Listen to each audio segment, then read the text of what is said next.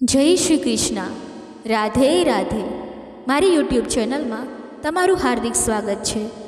દર્શક મિત્રો, આજના આ દિવ્ય અને પવિત્ર વિડીયોમાં આપણે આજે સાથે મળીને સાંભળીશું અને અનુભવીશું ભાદરવા માસની શુક્લ પક્ષની અષ્ટમી તિથિના આ અદ્ભુત વ્રત વિશે, જેને ધરો અષ્ટમી, ધરો આઠમ કે દુર્વા અષ્ટમી તરીકે ઓળખવામાં આવે છે. અને તેની સાથે જોડાયેલી કથાઓ તથા મહિમાને હૃદયથી અનુભવીશું.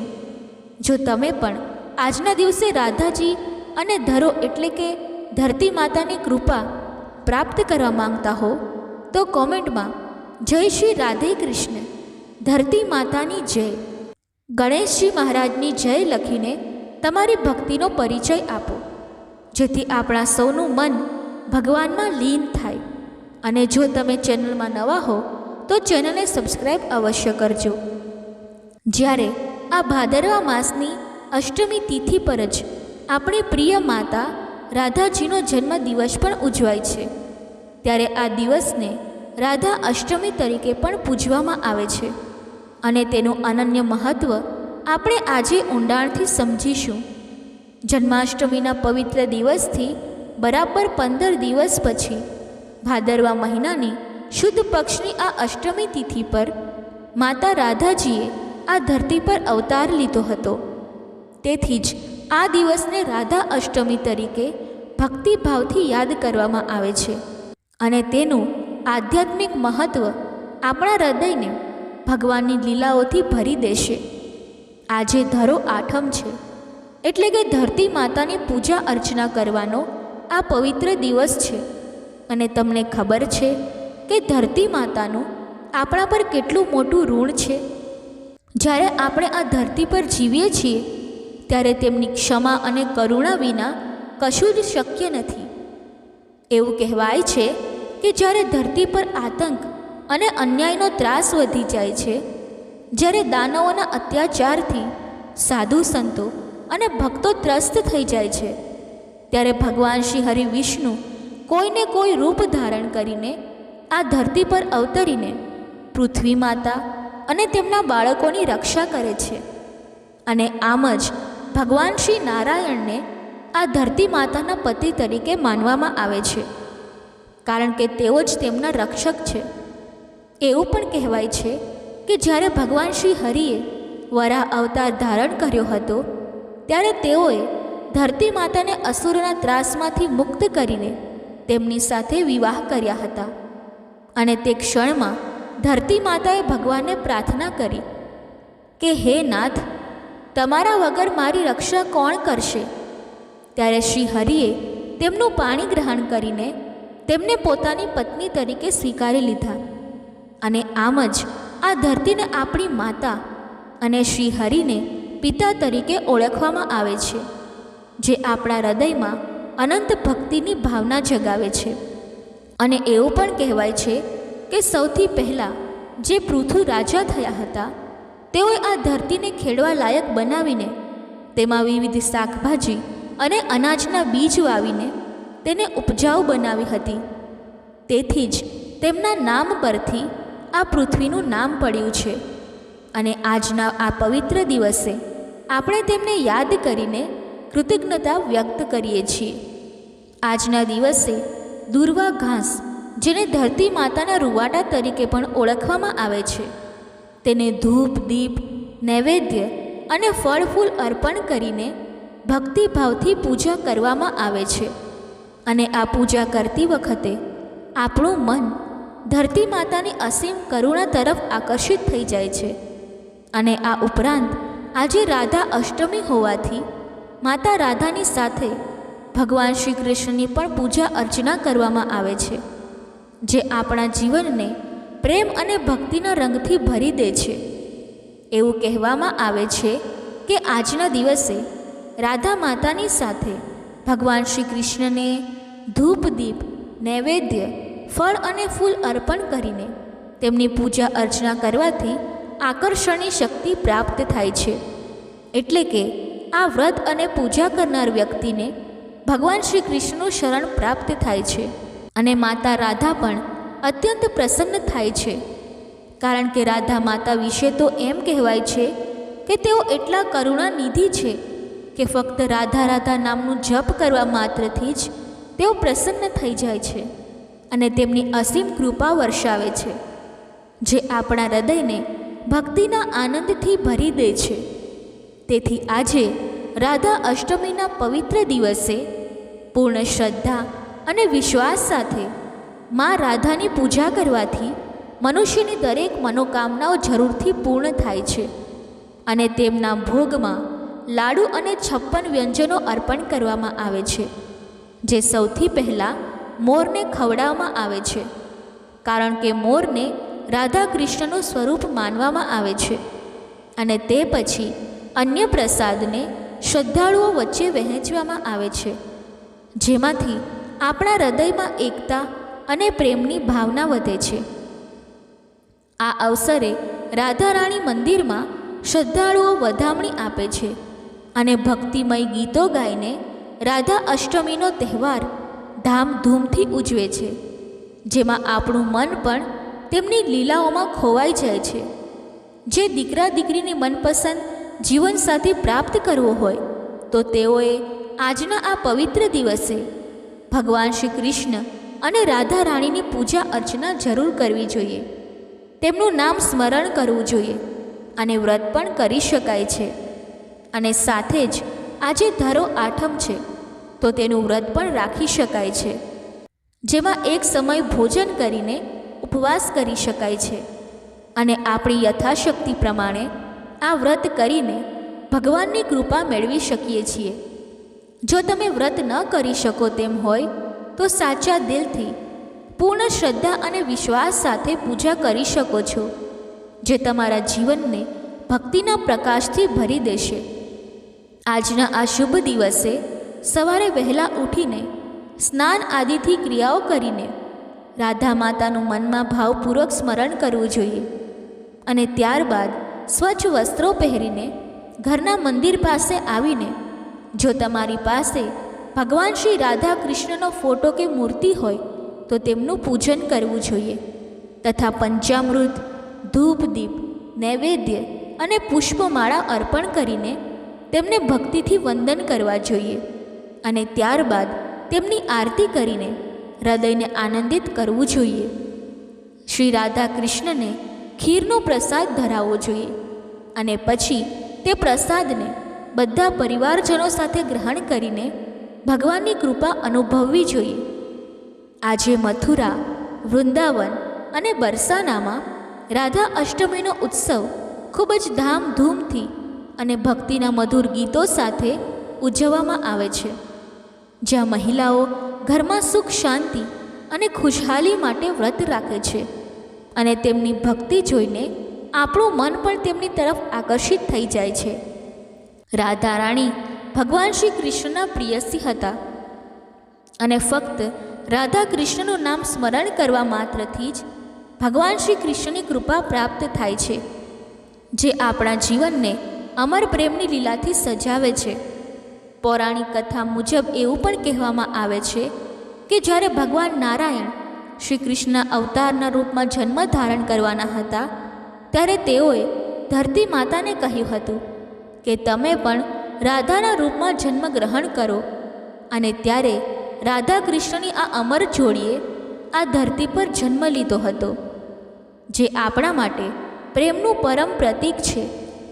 રાધા રાણી એ સ્વયં લક્ષ્મી માતાનું જ રૂપ છે અને તેઓએ આજના આ પવિત્ર દિવસે આ ધરતી પર જન્મ લીધો હતો, જેનું વર્ણન દેવી પુરાણમાં પણ છે, જ્યાં નારદ મુનિએ રાધા માતાના પૂજનને અનિવાર્ય ગણ્યું છે અને ઓમ શ્રી રાધાએ સ્વાહા મંત્ર દ્વારા તેઓને પ્રસન્ન કરી શકાય છે, જે આપણા મનને શાંતિ આપે છે. જે વ્યક્તિ ભગવાન શ્રી કૃષ્ણની સેવા ભક્તિ દરમિયાન રાધાના નામનું રટણ નથી કરતા, રાધા માતાનું પૂજન નથી કરતા કે વ્રત નથી કરતા, તેઓને ભગવાન શ્રી કૃષ્ણની પૂજાનો અધિકાર નથી, કારણ કે રાધા રાણી ભગવાન શ્રી કૃષ્ણ જીવનના અધિષ્ઠાત્રી દેવી છે અને જ્યાં રાધા રાણીના નામનો જાપ કરવામાં આવે છે તેમનું સ્મરણ કરવામાં આવે છે. ત્યાં ભગવાન શ્રી કૃષ્ણની કૃપા નિરંતર વરસતી રહે છે. તેથી જ રાધા કૃષ્ણનું નામ લેવાય ત્યારે સૌથી પહેલાં રાધા રાણીનું નામ લેવાય છે અને પછી ભગવાન શ્રી કૃષ્ણનું, જે તેમના અતૂટ પ્રેમને દર્શાવે છે. રાધા માતા વૃષભાનુની પુત્રી હતા અને તેમની માતાનું નામ કીર્તિદા હતું. અને એવું કહેવાય છે કે એક દિવસે રાજા વૃષભાનુ યજ્ઞ માટે ધરતી માતાની સફાઈ કરી રહ્યા હતા. ત્યારે સ્વયં ધરતી માતા જ રાધા રાણીના રૂપમાં તેમની સામે પ્રગટ થયા અને ત્યારે રાજા વૃષભાનુએ તેમને પોતાની પુત્રી તરીકે સ્વીકારી લીધા. જે કથા આપણા હૃદયમાં ધરતી અને રાધાના સંબંધને વધુ ગહન બનાવે છે. તેથી આજના આ દિવસે રાધા રાણીની પ્રસન્નતા માટે શ્રી રાધા રાણીનો ગાયત્રી મંત્ર પણ જપી શકાય છે, જે છે ઓમ વૃષભાનો જે વિદ્યમહે કૃષ્ણ પ્રિયાએ ધીમહી તન્નો રાધા પ્રચોદયાત. અને આ મંત્રના જપથી આપણું મન ભક્તિમાં લીન થઈ જાય છે. રાધા અને કૃષ્ણનો અતૂટ પ્રેમ તો સર્વવિદિત છે. તેથી જ ભગવાન શ્રી કૃષ્ણની કૃપા પ્રાપ્ત કરવી હોય તો આજના દિવસે રાધા રાણીનો મંત્ર જાપ કરીને તેમનું પૂજન અર્ચન કરવું જોઈએ. તથા આજના આ શુભ દિવસે ધરો આઠમ પણ ઉજવવામાં આવે છે અને હિન્દુ શાસ્ત્રમાં ધરો આઠમનું ઘણું મહત્ત્વ છે. કારણ કે આજે ધરો આઠમની વ્રત કથા સાંભળીને ધરોની પૂજા કરવાથી સંતાનોની રક્ષા પ્રાપ્ત થાય છે, આયુષ્ય વધે છે અને બહેનોને અટલ સૌભાગ્યની પ્રાપ્તિ થાય છે, જે તેમના જીવનને સુખમય બનાવે છે. ધરો આઠમ એટલે કે દુર્વા અષ્ટમીનું હિન્દુ ધર્મમાં ખૂબ જ મહત્ત્વ છે અને ભગવાન શ્રી ગણેશને દુર્વા અત્યંત પ્રિય છે. તેથી જ તેમનું એક નામ મંગલ મૂર્તિ પણ છે, જે સર્વનું મંગલ કરનાર છે. અને તેઓને દુર્વા ઘાસ અર્પણ કરવામાં આવે છે, જે ધરતી માતાનો જ એક અંશ છે. અને આ દુર્વા ઘાસને ઘણું પવિત્ર માનવામાં આવે છે, કારણ કે તે એક જડીબુટ્ટી પણ છે. એવું કહેવાય છે કે જ્યારે દેવો અને દાનવોએ સમુદ્ર મંથન કર્યું હતું ત્યારે તેમાંથી 14 રત્નોની સાથે અમૃત પણ નીકળ્યું હતું. અને ત્યારે દેવતાઓ અને અસુરો વચ્ચે અમૃતની ખેંચતાણ થઈ, જેમાં અમૃતની બૂંદ ધરતી પર પડી અને તેમાંથી દુર્વા ઘાસની ઉત્પત્તિ થઈ. તેથી દુર્વા ઘાસનું સેવન પણ કરી શકાય છે. અને દુર્વા અષ્ટમીના આ દિવસે દુર્વા ઘાસની પૂજા થાય છે, જેનાથી જીવનમાં સુખ, સમૃદ્ધિ અને શાંતિના આશીર્વાદ પ્રાપ્ત થાય છે. અને સાથે જ ધરતી માતાની કૃપા પણ વરસે છે, કારણ કે આપણા જીવનમાં ધરતી માતાનું ઘણું ઋણ છે અને તેઓને ક્ષમાની દેવી પણ કહેવામાં આવે છે. ભગવાન શ્રી ગણેશજીને અત્યંત પ્રિય એવી દુર્વા ઘાસનું આજે પૂજન થાય છે અને ત્યારબાદ દુર્વા ઘાસને તોડીને ભગવાન શ્રી ગણેશને અર્પણ કરવામાં આવે છે. અને અત્યારે ગણેશ ચતુર્થીનો ઉત્સવ ચાલી રહ્યો છે, ત્યારે દુર્વા ઘાસની પૂજા કરવાનું ઘણું મહત્ત્વ છે. અને શાસ્ત્રોમાં શ્રી ગણેશજી સાથે દુર્વા ઘાસની ઉત્પત્તિની એક કથા પણ છે, જેમાં ધર્મગ્રંથો અનુસાર એક દિવસે અનલાસુર નામના રાક્ષસે આખી ધરતી અને સ્વર્ગમાં હાહાકાર મચાવી દીધો હતો. ત્યારે બધા દેવતાઓ ભેગા થઈને ભગવાન શિવ અને માતા પાર્વતી પાસે ગયા. ત્યારે તેઓએ ગણેશજીનું આહ્વાન કરવા જણાવ્યું. ત્યારબાદ ભગવાન ગણેશ સૌની રક્ષા માટે ધરતી પર આવ્યા અને અનલાસુર સાથે ભયંકર યુદ્ધ થયું, જેમાં ભગવાન શ્રી ગણેશ અનલાસુરને ગળી ગયા. પરંતુ અનલાસુરને ગળ્યા બાદ ભગવાન શ્રી ગણેશજીના પેટમાં અત્યંત જ્વલન થવા લાગી, જે શાંત થવાનું નામ નહોતી લઈ રહી. અને દેવતાઓ પણ મૂંઝવણમાં આવી ગયા. તે સમયે કશ્યપ ઋષિ ત્યાં પધારે છે અને તેઓ દુર્વા ઘાસને લાવીને ભગવાન શ્રી ગણેશને અર્પણ કરવા કહે છે. પછી દેવતાઓ દુર્વા ઘાસ લાવીને તેમને અર્પણ કરે છે અને ત્યારબાદ ભગવાન શ્રી ગણેશજીની જ્વલન શાંત થાય છે તથા ભગવાન શ્રી ગણેશને જ્વલન શાંત કરવા માટે ભગવાન શિવજીએ પોતાના નાગને તેમના પેટ પર વીંટાળ્યો હતો, જેથી તેમની જ્વલન ઓછી થાય. ભગવાન શ્રી વિષ્ણુએ કમળથી ગણેશજીની પૂજા કરી અને વરુણ દેવતાએ ઘણો વરસાદ વરસાવ્યો, જેથી ગણેશજીની જ્વલન ઓછી થાય. આમ બધા જ દેવી દેવતાઓ અને ઋષિમુનિએ ભેગા મળીને ભગવાન શ્રી ગણેશની જ્વલન શાંત કરવા માટે પ્રયત્ન કર્યો. તેથી તે દિવસથી દુર્વા ઘાસ ભગવાન શ્રી ગણેશને અત્યંત પ્રિય છે, કારણ કે દુર્વા ઘાસથી ચમત્કારિક રીતે તેમની જ્વલન શાંત થઈ હતી. અને તેથી આજના આ શુભ દિવસે ભક્તો દુર્વાને ભગવાન શ્રી ગણેશને અર્પણ કરે છે. આપણે ધરતીમાંથી ઉત્પત્તિ પામ્યા છીએ, એટલા માટે આપણે ધરતી માતાના સંતાન પણ કહેવાય છીએ. તેથી જ આપણે ધરતીને માતા કહીએ છીએ. અને પરમપિતા છે ભગવાન નારાયણ, જે આપણા જીવનના આધાર છે. અને તેમની ભક્તિમાં આપણે હંમેશા લીન રહીએ છીએ. મિત્રો, આ રીતે આજના શુભ ધરો આઠમ એટલે કે દુર્વા અષ્ટમી કે રાધા અષ્ટમીના દિવસે પૂજન કરીને આ વ્રત કરવામાં આવે છે. અને સાથે આ વ્રતની કથા પણ સાંભળવામાં આવે છે. અને એવું કહેવામાં આવે છે કે આ દિવસે જો વ્રત કથા સાંભળવામાં ન આવે તો વ્રતનું સંપૂર્ણ ફળ મળતું નથી. દર્શક મિત્રો, ચાલો આપણે સાથે મળીને સાંભળીએ આ પવિત્ર અને ભક્તિમય ધરો આઠમની વ્રત કથા, જેમાં ધરો માતાની કૃપા અને વ્રતની મહિમાની વાત છે, જે તમારા હૃદયને ભક્તિના અમી રસથી ભરી દેશે અને તમને એવી અનુભૂતિ કરાવશે કે જાણે તમે પોતે તે ક્ષણોમાં જીવી રહ્યા છો.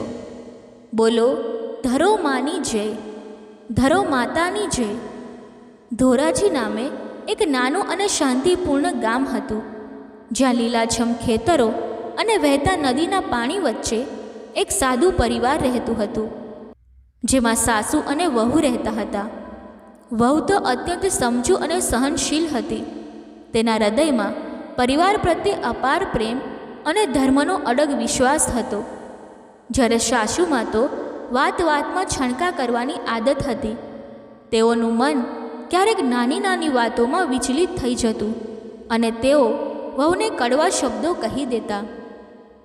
પરંતુ વહુ તો હંમેશા સાસુમાનું માન જાળવી રાખતી, તેમની વાતને સમજીને શાંતિથી વર્તતી અને પરિવારની એકતા જાળવવાનો પ્રયત્ન કરતી. આ પરિવારમાં વહુનો દીકરો પણ હતો, જે ખેતરમાં મજૂરી કરીને પરિવારનું ગુજરાન ચલાવતો. તે સવારે વહેલો ઉઠીને ખેતર તરફ જતો અને સાંજે થાકીને પરત આવતો. તેની ગેરહાજરીમાં સાસુ અને વહુ ઘરનું કામ સંભાળતા.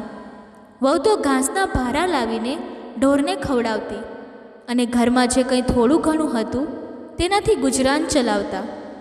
આમ તેમનું જીવન સાદું અને સંઘર્ષભર્યું હતું, પરંતુ તેમાં પણ ધર્મ અને પરિવારનો પ્રેમ તેમને બાંધી રાખતો. એવામાં ભાદરવા માસનો પવિત્ર સમય આવ્યો, જ્યારે પ્રકૃતિ પોતાની લીલાછમતાથી ભરપૂર હોય છે અને આકાશમાં વાદળોની રમત ચાલતી હોય.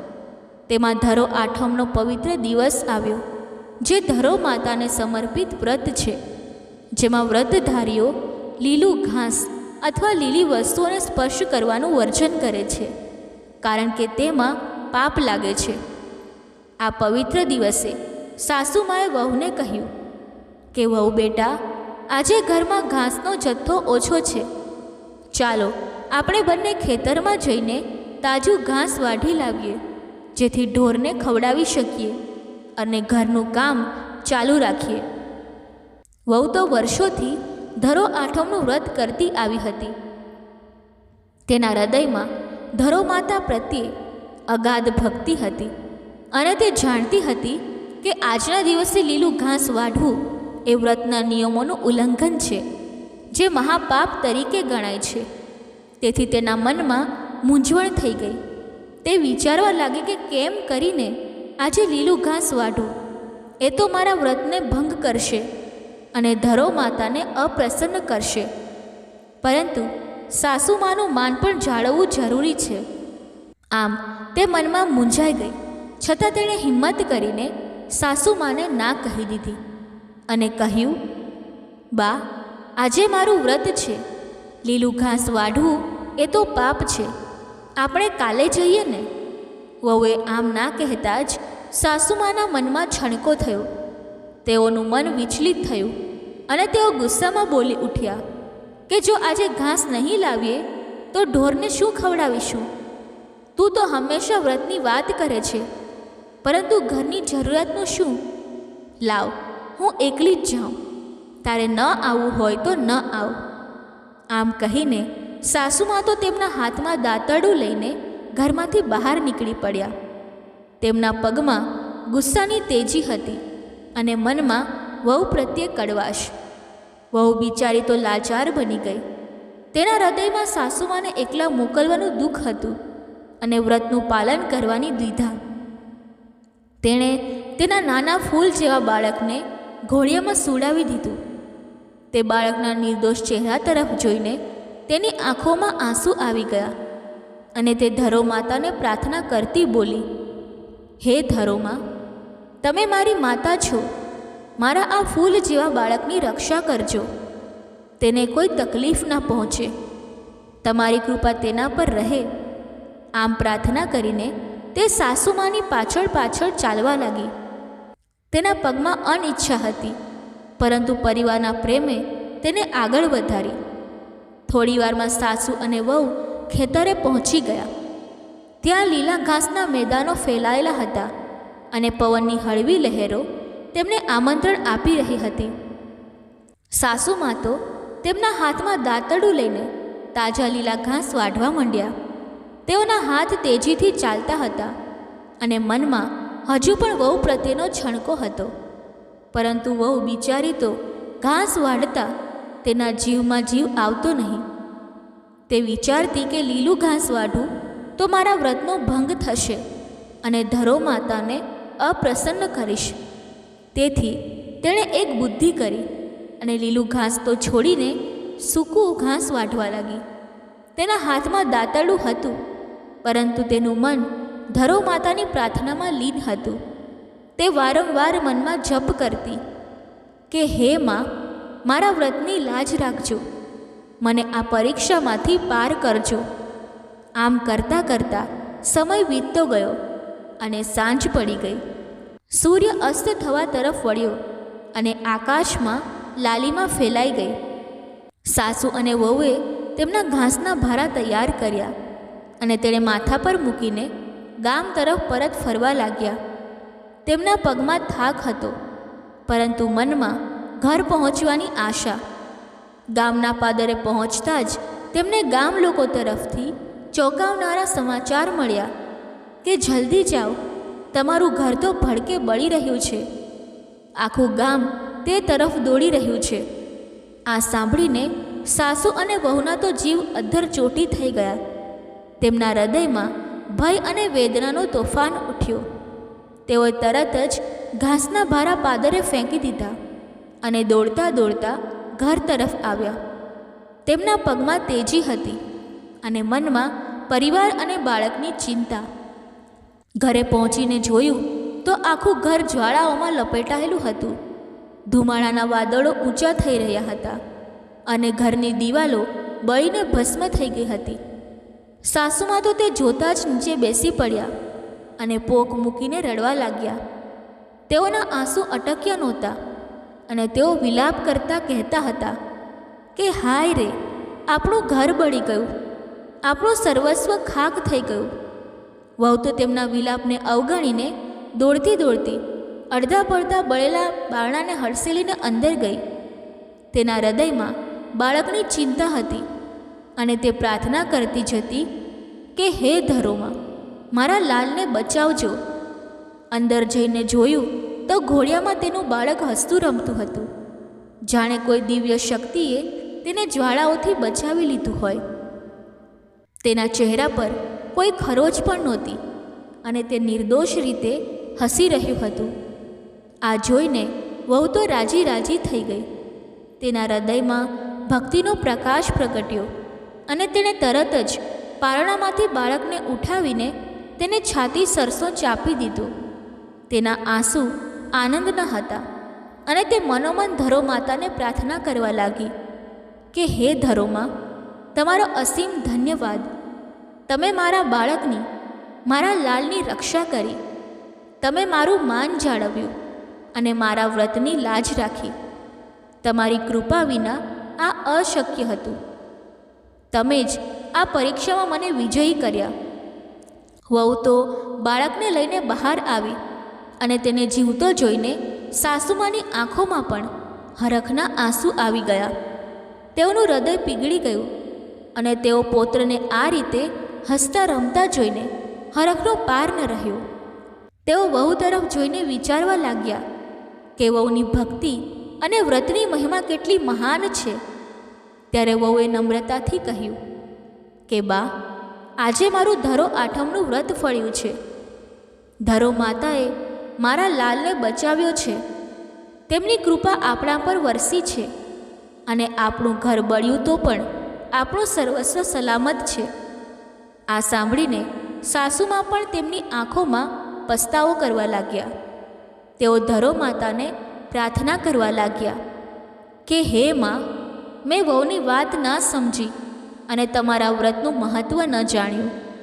મને માફ કરો અને તમારી કૃપા મારા પર પણ વરસાવો. તે જ ક્ષણે સાસુમાએ ધરો આઠમનું વ્રત કરવાનો અડગ સંકલ્પ લીધો અને વહુ સાથે મળીને તેઓ ભક્તિમાં લીન થઈ ગયા. હે ધરોમાં, જેમ તમે વહુને તેમના વ્રતનું ફળ આપ્યું અને તેમના બાળકની રક્ષા કરી, તેમ તમારું વ્રત કરનારા, કથા કહેનારા અને કથા સાંભળનારા સૌને તમારી કૃપા વરસાવજો. તેમના જીવનમાં સુખ, શાંતિ અને ભક્તિનો પ્રકાશ ફેલાવજો. બોલો ધરો માની જય, ધરો માતાની જય.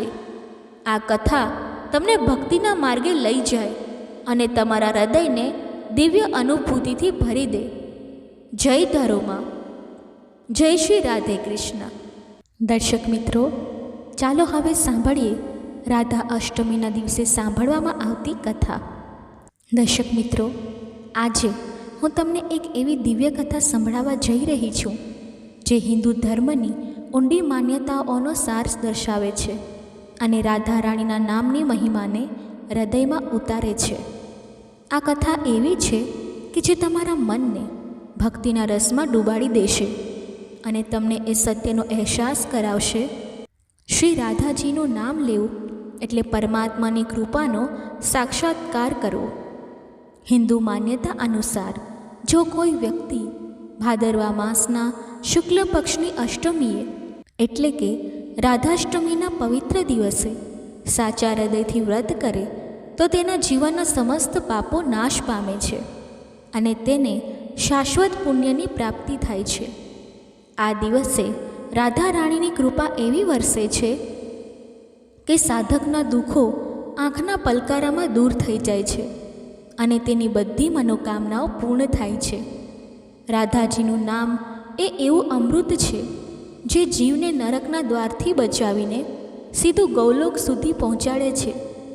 ચાલો હવે આ નામની મહિમાને દર્શાવતી એક અદ્ભુત કથા સાંભળીએ, જે એક સંત, એક શેઠ અને તેના નાસ્તિક ભાઈની છે, જેમના જીવનમાં રાધાના નામે ચમત્કાર થયો હતો. એક ગામની નજીક એક શાંત આશ્રમમાં એક મહાન સંત સાપ્તાહિક ભાગવત કથાનું આયોજન કરી રહ્યા હતા. તેમનું નામ હતું સ્વામી શાંતિદાસજી, જેમના શબ્દોમાં ભક્તિનો રસ ઝરતો હતો અને જેમનું હૃદય શ્રી કૃષ્ણ અને રાધા રાણીના ચરણોમાં લીન હતું. ગામના લોકો દૂર દૂરથી આવીને તેમની કથા સાંભળવા બેસતા અને તેમના શબ્દોમાંથી જીવનનું સત્ય અને ભક્તિનો માર્ગ શોધતા. કથાના ત્રીજા દિવસે સ્વામીજીએ એક ઊંડું વચન કહ્યું જે શ્રોતાઓના હૃદયમાં ઉતરી ગયું. તેમણે કહ્યું, હે ભક્તો, આ સંસારમાં મનુષ્ય અનેક પાપ કર્મો કરે છે અને તેના ફળ સ્વરૂપે તેને નરકની યાતનાઓ ભોગવવી પડે છે. પરંતુ એક એવો રસ્તો છે જે આ બધા નરકના દ્વારોમાંથી જીવને બચાવી શકે છે. એ રસ્તો છે શ્રી રાધાજીના નામનો. જે વ્યક્તિ સાચા દિલથી એકવાર પણ રાધે રાધે બોલે તેના પાપોનો નાશ થાય છે અને તે નરકના માર્ગથી મુક્ત થઈ જાય છે.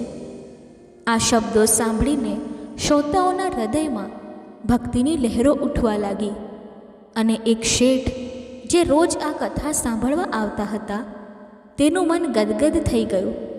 આ શેઠનું નામ હતું રામજીભાઈ, એક ધનવાન અને ભક્તિભાવથી ભરેલા માણસ, જેનું જીવન ભગવાનની ભક્તિ અને સેવામાં વીતતું હતું. કથા પૂરી થયા પછી રામજીભાઈ સ્વામીજીના ચરણોમાં આવ્યા અને રડવા લાગ્યા. તેમની આંખોમાંથી આંસુની ધારા વહેવા લાગી અને તેમનો અવાજ ભાવવિહોળ થઈ ગયો. સ્વામીજીએ પ્રેમથી પૂછ્યું, રામજીભાઈ, તમે કેમ રડો છો?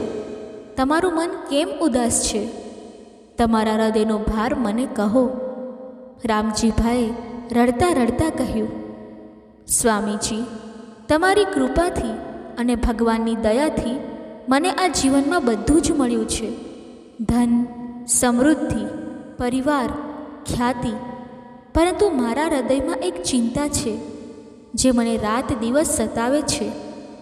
સ્વામીજીએ શાંત સ્વરે કહ્યું, રામજીભાઈ, તમારી ચિંતા શું છે? મને ખુલ્લા હૃદયે કહો.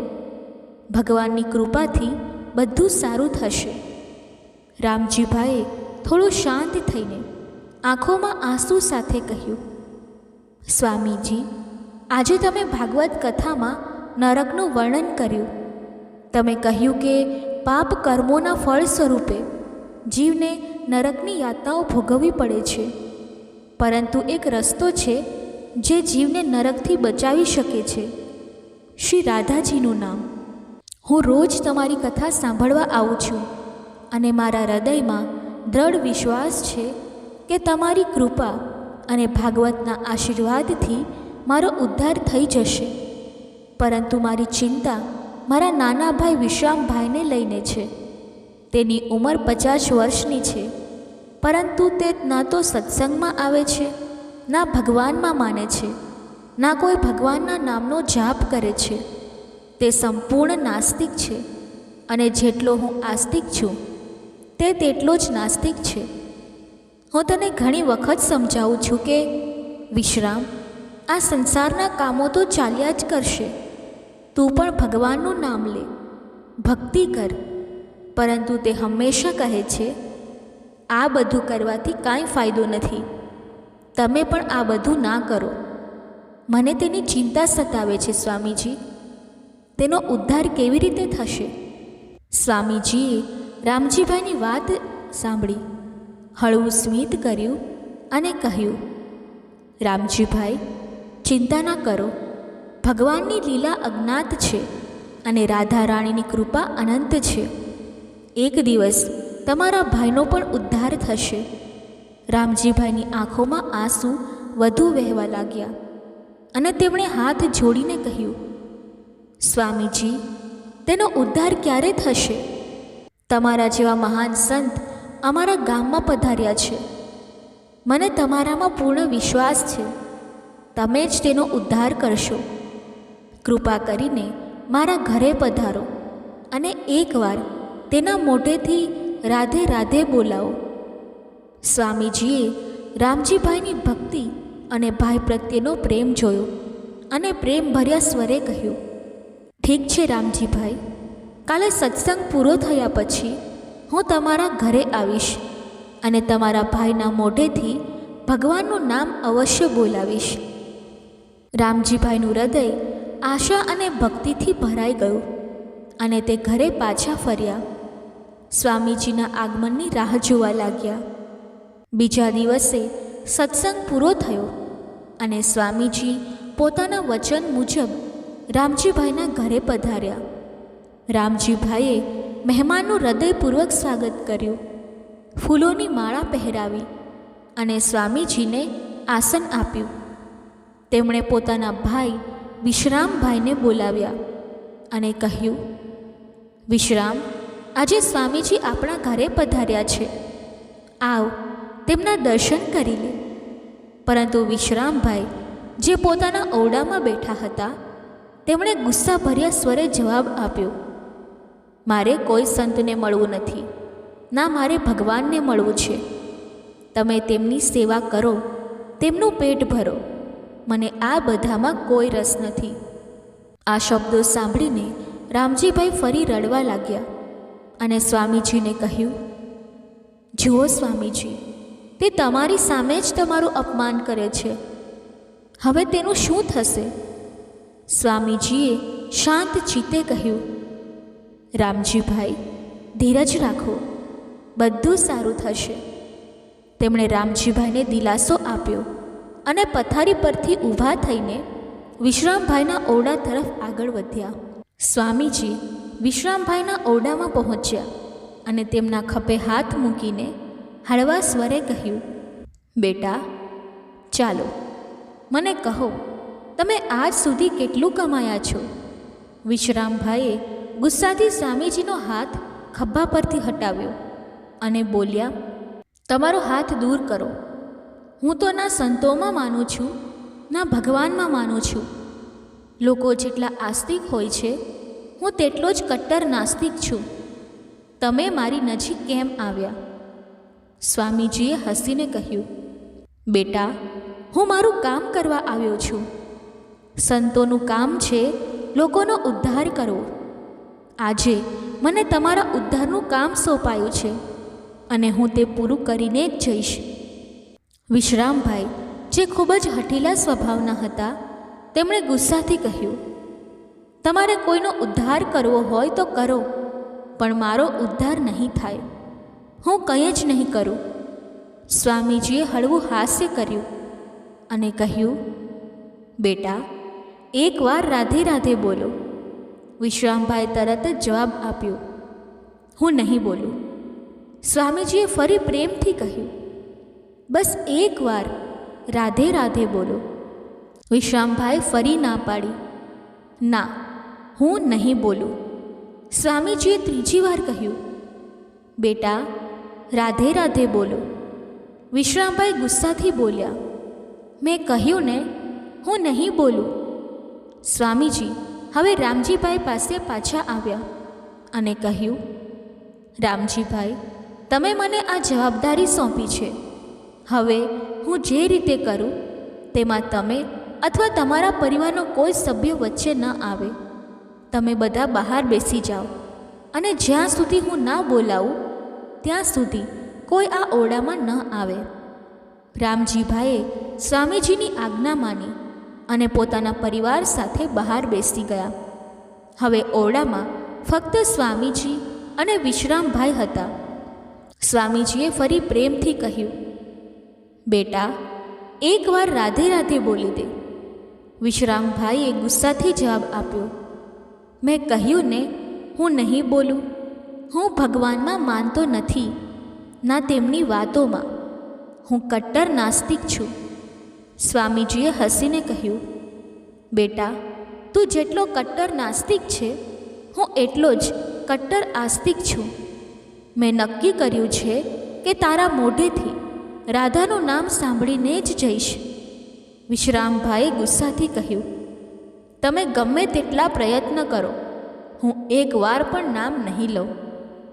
હવે સ્વામીજી, જે મહાપુરુષ હતા અને ભક્તિની ચમકથી ભરેલા હતા, તેમણે ભગવાનની લીલા રચવાનું નક્કી કર્યું. તેમણે વિશ્રામભાઈનો હાથ પકડ્યો અને જોરથી ઘુમાવવા લાગ્યા. વિશ્રામભાઈ, જે 50 વર્ષના હતા અને વૃદ્ધાવસ્થામાં હતા, તેમની સામે સ્વામીજીની ભક્તિની શક્તિ કંઈ ઓછી ન હતી.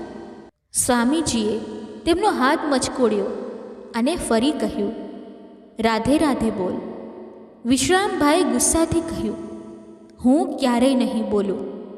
સ્વામીજીએ હવે થોડું વધુ જોર લગાવ્યું અને વિશ્રામભાઈને જમીન પર ફેંકી દીધા. તેમણે વિશ્રામભાઈના પેટ પર ચડીને બેસી ગયા અને ફરી કહ્યું, રાધે રાધે બોલ. વિશ્રામભાઈએ ફરી ના પાડી, હું નહીં બોલું. સ્વામીજીએ હવે તેમના બંને હાથ પકડી લીધા, પગ બાંધી દીધા અને ફરી કહ્યું, રાધે રાધે બોલ. વિશ્રામભાઈ હવે ગભરાઈ ગયા. તેમને લાગ્યું કે આ સંત તેમને મારી નાખશે. આખરે ડરના માર્યા તેમણે ઈચ્છા વગર ધીમા સ્વરે કહ્યું, રાધે રાધે. બસ આ શબ્દો સાંભળતા જ સ્વામીજીએ તેમના હાથ પગ છોડી દીધા. ઊભા થયા અને બહાર આવીને રામજીભાઈને કહ્યું, રામજીભાઈ, તમારું કલ્યાણ થઈ ગયું. તમારા ભાઈએ રાધે રાધે બોલી દીધું અને તેનો ઉદ્ધાર થઈ ગયો. રામજીભાઈએ આશ્ચર્યથી પૂછ્યું, સ્વામીજી, અંદરથી ઘણા મોટા અવાજો આવતા હતા, શું થયું? સ્વામીજીએ હસીને કહ્યું, તમે મને જવાબદારી સોંપી હતી અને મેં તે પૂરી કરી. તમારો ભાઈ નાસ્તિક હતો, પણ આજે તેણે રાધે રાધે બોલી દીધું. હવે તેનું કલ્યાણ થઈ ગયું છે. આવતીકાલથી ફરી મારી કથા છે, તમે આવજો. આમ કહીને સ્વામીજી આશ્રમે પાછા ફર્યા. વિશ્રામભાઈ જમીન પરથી ઊભા થયા અને રામજીભાઈને ગુસ્સાથી કહેવા લાગ્યા, આ કેવા સંત છે? મારી સાથે ઝઘડો કરવા લાગ્યા, મારા પર ચડીને બેસી ગયા અને કહ્યું, જો તું રાધે રાધે નહીં બોલે તો હું આમ જ બેસી રહીશ. રામજીભાઈ આ સાંભળીને હસવા લાગ્યા અને ભગવાનનો આભાર માનવા લાગ્યા. તેમણે કહ્યું, હે પ્રભુ, તમારા સંતો ખૂબ દયાળુ છે. તેઓ પોતે કષ્ટ વેઠીને પણ લોકોનું કલ્યાણ કરે છે. સમય વીતતો ગયો. લગભગ 5-6 મહિના પછી અચાનક એક દિવસ વિશ્રામભાઈનું મૃત્યુ થઈ ગયું. તેમનો દેહ ત્યજાઈ ગયો અને તેમનો આત્મા યમરાજના દરબારમાં પહોંચ્યો. યમરાજે ચિત્રગુપ્તને કહ્યું, આ વ્યક્તિનો હિસાબ જુઓ, તેણે જીવનમાં શું કર્યું છે. ચિત્રગુપ્તે કર્મોનું પુસ્તક ખોલ્યું અને કહ્યું, ભગવાન, આ વ્યક્તિએ જીવનમાં ક્યારેય ભગવાનનું નામ લીધું નથી. તેના કર્મો પાપથી ભરેલા છે. તેને નરકમાં મોકલવો જોઈએ. યમરાજે આદેશ આપ્યો અને વિશ્રામભાઈના આત્માને નરક તરફ લઈ જવામાં આવવા લાગ્યો. પરંતુ ચિત્રગુપ્તે અચાનક કહ્યું, પ્રભુ, એક બીજી વાત છે. યમરાજે પૂછ્યું, શું વાત છે? ચિત્રગુપ્તે કહ્યું, ભગવાન, આ વ્યક્તિએ એકવાર સંતના કહેવાથી રાધે રાધે બોલ્યું હતું. યમરાજે દૂતોને રોક્યા અને કહ્યું, થોડીવાર રૂકો, આનો હિસાબ ફરીથી જોવો જોઈએ. ચિત્રગુપ્તે ફરીથી આખો હિસાબ તપાસ્યો અને કહ્યું, ભગવાન, તેણે એકવાર રાધે રાધે બોલ્યું છે, પરંતુ તે ડરથી બોલ્યું હતું, સાચા હૃદયથી નહીં. યમરાજ વિચારમાં પડી ગયા. તેમણે કહ્યું, એકવાર રાધાનું નામ લીધું, પરંતુ આખું જીવન પાપમાં વિતાવ્યું. હવે શું કરવું? તેમણે વિશ્રામભાઈના આત્માને પૂછ્યું, અમે તને પહેલાં રાધાના નામનું ફળ આપીએ કે તને નરકમાં મોકલીએ? વિશ્રામભાઈએ હાથ જોડીને કહ્યું, ભગવાન, નરકમાં તો જવું જ પડશે, પરંતુ મને એકવાર રાધાના નામનું ફળ આપો, પછી જ્યાં ઈચ્છો ત્યાં મોકલો. યમરાજે પોતાનું પુસ્તક ખોલ્યું અને રાધાના નામના ઉચ્ચારણનું ફળ શોધવા લાગ્યા. પરંતુ બધા પુસ્તકો ખોલ્યા છતાં તેમને ફળની જાણ ન થઈ. તેઓ વિચારવા લાગ્યા, એકવાર રાધાનું નામ બોલવાનું ફળ મને પણ ખબર નથી.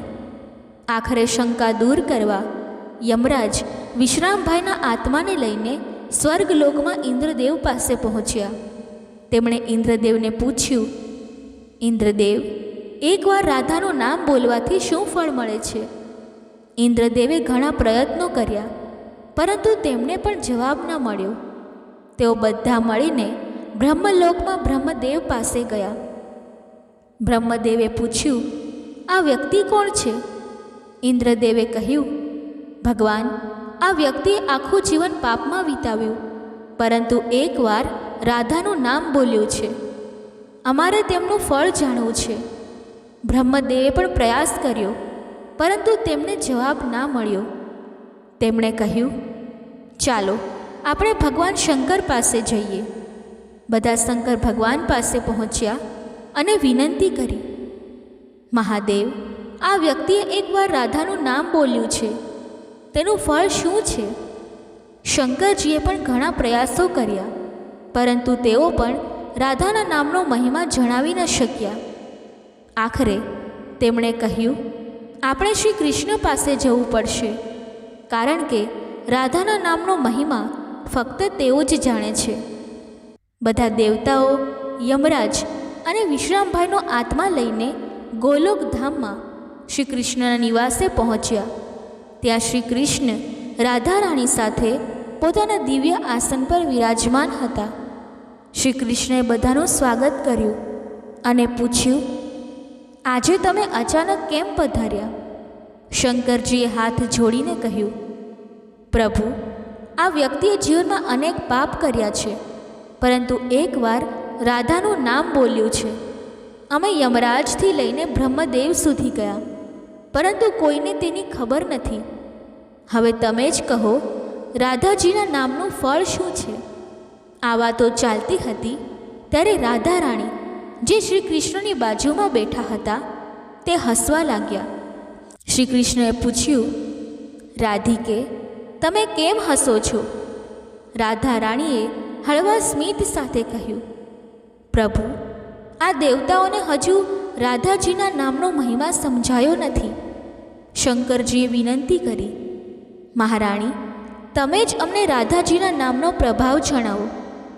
રાધા રાણીએ દિવ્ય સ્વરે કહ્યું, મહાદેવ, જરા વિચારો. આ વ્યક્તિએ એકવાર રાધે રાધે બોલ્યું અને તે એક નામના પ્રભાવથી સ્વર્ગલોકમાં ઇન્દ્રદેવના દર્શન કર્યા, બ્રહ્મલોકમાં બ્રહ્મદેવના દર્શન કર્યા, કૈલાશમાં તમારા દર્શન કર્યા અને આજે ગોલોક ધામમાં આવીને અમારા દર્શન કરી રહ્યો છે. એકવાર રાધાનું નામ બોલવાથી આટલું ફળ મળે છે, તો આનાથી વધુ શું હોઈ શકે? આ સાંભળીને યમરાજે કહ્યું, આ તો અનંત ફળ છે. જે વ્યક્તિ નરકમાં જવા જઈ રહી હતી, તે એકવાર રાધાનું નામ બોલીને સ્વર્ગલોક, બ્રહ્મલોક અને કૈલાશ તથા ગૌલોકની યાત્રા કરીને શ્રી કૃષ્ણ અને રાધા રાણીના ચરણોમાં પહોંચી ગઈ. યમરાજે શ્રી કૃષ્ણને પૂછ્યું, પ્રભુ, હવે શું આને નરકમાં મોકલવું જોઈએ? શ્રી કૃષ્ણએ કહ્યું, ધર્મરાજ, જેણે એકવાર રાધા રાણીના ચરણોના દર્શન કરી લીધા, તે ક્યારેય નરકમાં જઈ શકે નહીં.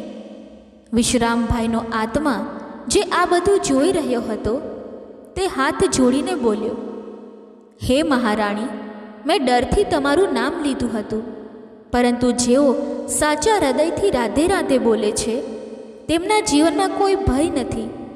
તેઓ નરકની યાત્રામાં ક્યારેય નથી જતા અને સીધા તમારા ચરણોમાં સમાઈ જાય છે.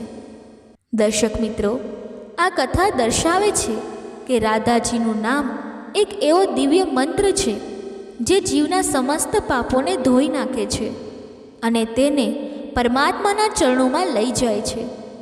જે વ્યક્તિ સાચા હૃદયથી રાધે રાધે શ્યામ મિલાદે બોલે છે, તેને શ્રી કૃષ્ણ અને રાધા રાણીના સાક્ષાત દર્શન થાય છે.